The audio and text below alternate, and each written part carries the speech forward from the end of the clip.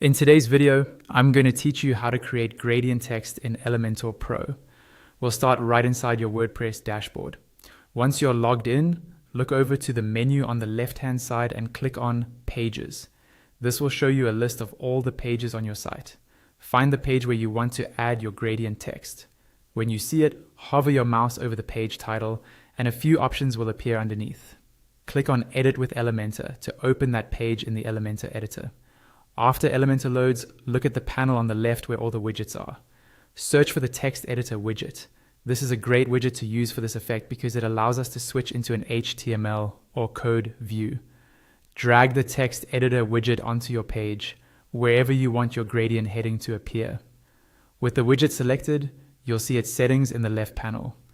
At the top right corner of the text field, there's an option to switch from the visual editor to the code editor, often labeled text or code.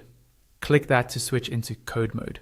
Now, you're going to paste in the gradient text code.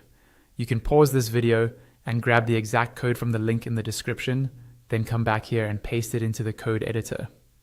Once the code is in place, it's time to customize it.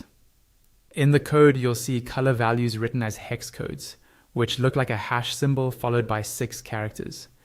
Replace those with the hex codes of the colors you want in your gradient. You can even add more color stops if you'd like a more complex gradient. You'll also see a value that looks like 90 degrees. This controls the direction of the gradient. Change that number to rotate the gradient until it matches the look you're going for. Finally, find the placeholder text that says gradient heading example and replace it with your own heading text. As you make these changes, keep an eye on the preview area in the center or right side of the screen. Elementor will update in real time so you can see exactly how your gradient text is looking on the page.